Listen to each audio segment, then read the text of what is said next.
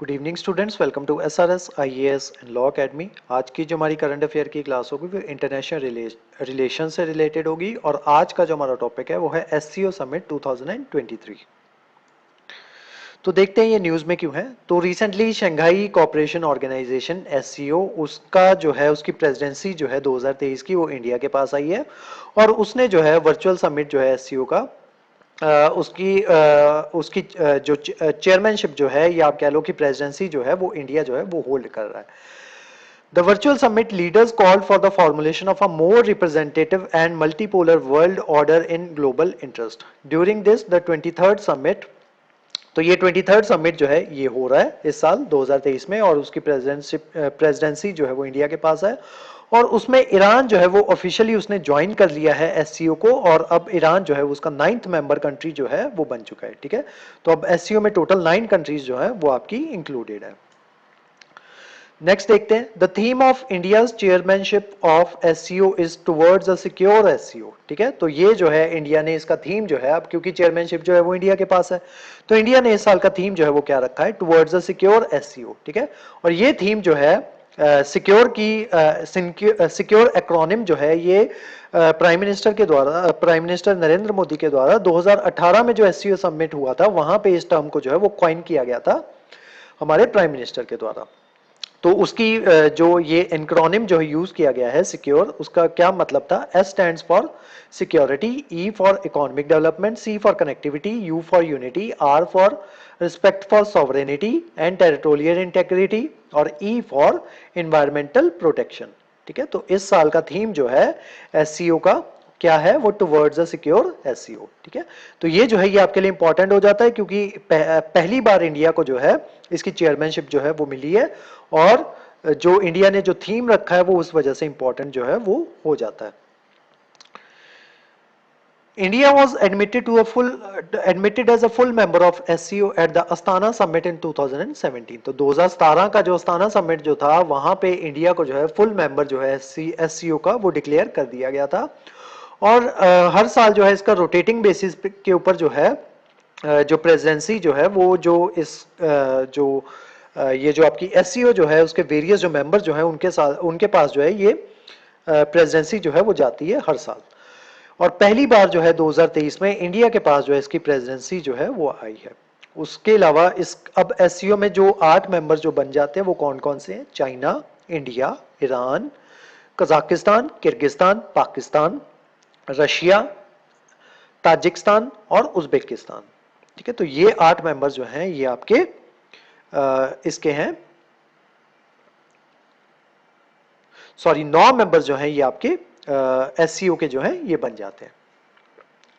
Next देखते हैं highlight जो है वो क्या है, जो 23rd एससीओ समिट जो है वो हुआ है। तो न्यू दिल्ली ने जो क्या डेक्लेरेशन जो है वो क्या की है वो देख लेते हैं। The new Delhi declaration was signed by member nations which stated that the international community must come together to counter the activities of terrorist, separatist and extremist groups।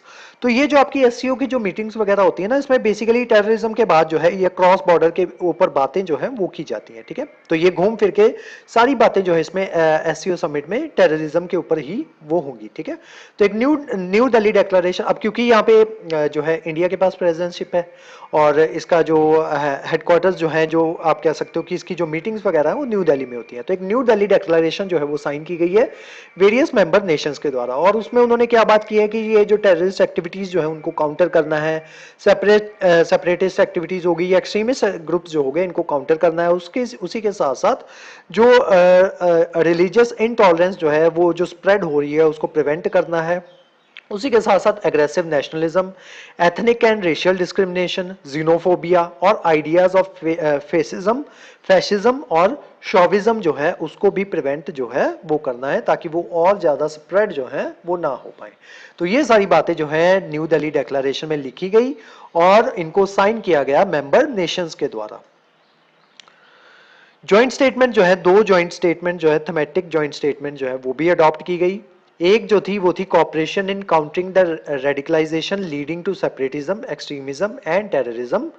ठीक है, तो इसके ऊपर जो है एक काउंटर स्टेटमेंट जो थी या ज्वाइंट स्टेटमेंट जो थी इसको साइन किया गया, अडॉप्ट किया गया और उसी के साथ साथ दूसरी स्टेटमेंट क्या थी, one cooperation in the field of digital transformation, कि डिजिटल ट्रांसफॉर्मेशन में भी जो कॉपरेशन जो है उसकी बात जो है वो की गई। तो ये दो थीमेटिक जॉइंट स्टेटमेंट्स जो थी ये लीडर्स के द्वारा अडॉप्ट की गई।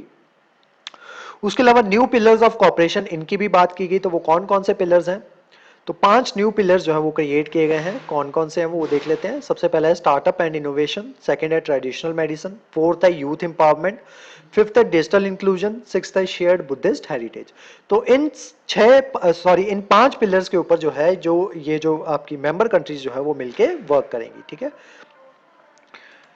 नेक्स्ट देखते हैं इंडियाज रिजर्वेशन ऑफ बीआरआई। ठीक है, अब बेल्ट रोड इनिशिएटिव जो है जो शुरू किया हुआ है चाइना के द्वारा, तो इंडिया जो है वो उसका पार्ट बनने से हमेशा ही वो रिफ्यूज करता आया है। ठीक है, तो उसका ये कहना है कि इंटरेस्टेड मेंबर स्टेट जो हैं वो उसमें पार्टिसिपेट जो है वो कर सकती हैं। इंडिया का इसमें पार्टिसिपेट ना करने का रीजन वो ये है कि ये जो आपका बेल्ट रोड इनिशिएटिव जो है ये पाकिस्तान ऑक्यूपाइड कश्मीर में से होके गुजरता है, और इंडिया का ये कहना है कि अगर चाइना पाकिस्तान ऑक्यूपाइड कश्मीर में से अगर वो रोड जो है वो बनाना चाहता था तो उसको वहां पे पाकिस्तान की परमिशन ना लेके इंडिया की परमिशन जो है वो लेनी चाहिए थी।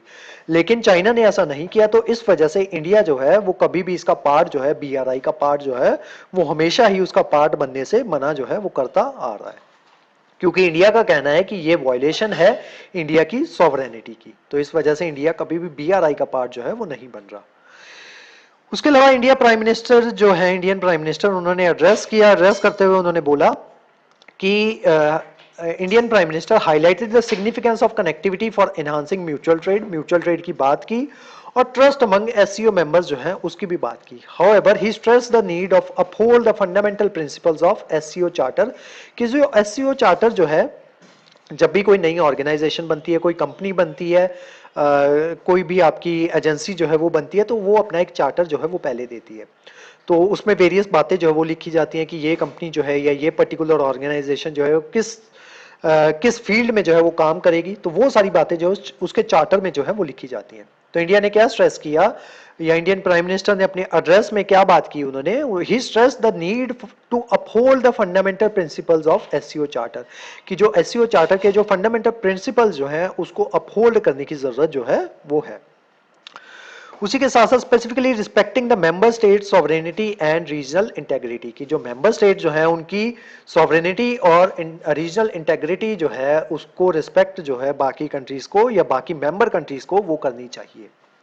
दूसरे पर्सपेक्टिव जिसके ऊपर बात की वो कौन कौन से हैं, the Indian prime minister criticise countries that employ cross border terrorism, की ऐसी कंट्रीज जो क्रॉस बॉर्डर टेररिज्म फैलाने में या उसको as their political and provide as उसको as an instrument of their policies जो है उसको ऐसा बता के और क्रॉस बॉर्डर टेररिज्म करने को जो है इंडियन प्राइम मिनिस्टर ने क्रिटिसाइज जो है वो किया, जो कंट्रीज क्रॉस बॉर्डर टेररिज्म जो है वो करती हैं। उसी के साथ साथ ऐसी कंट्रीज जो शेल्टर्स जो है वो प्रोवाइड करवाती हैं टेररिस्ट को, and urge the SCO not to hesitate in condemning such nations and emphasise the importance of consistency, कि एससीओ को ये कहा कि आपको ऐसी कंट्रीज को जो है वो कंडेम जो है वो करना चाहिए, and emphasise the importance of consistency in addressing these critical issues, कि इन क्रिटिकल इश्यूज को जो है वो एड्रेस जो है वो करना चाहिए एससीओ मेंबर कंट्रीज को। चाइनीज प्रेसिडेंट जो है उन्होंने जो है सेलिब्रेट करते हुए 10th year anniversary of BRI belt road initiative, उसकी 10th एनिवर्सरी जो है उसको सेलिब्रेट करते हुए चाइनीज प्रेसिडेंट जो है उन्होंने क्या बोला, he mentioned his new global security initiative calling for political resolutions to international and regional conflict to establish a solid security shield in the region। तो उन्होंने एक नया प्रोजेक्ट जो है वो नया इनिशिएटिव जो है ग्लोबल सिक्योरिटी इनिशिएटिव उसको स्टार्ट किया और बोला कि जो मेंबर कंट्रीज जो है उनको साथ आना चाहिए और जो टेररिज्म जो है उसको साथ मिलके जो है उसका खात्मा जो है वो करना चाहिए।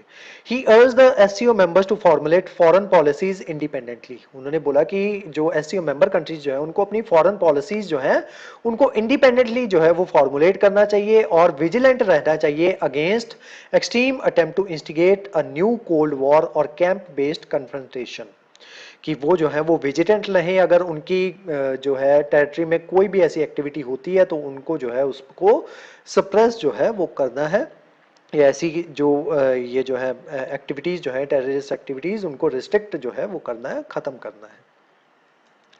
तो आज की जो हमारी क्लास थी वो एससीओ समिट के बारे में थी। ईरान न्यू मेंबर बन चुका है इसका, इंडिया के पास उसकी प्रेसिडेंसी जो है वो आ चुकी है और 23rd मीटिंग थी ये, और टोटल 9 मेंबर जो हैं वो अब बन चुके हैं।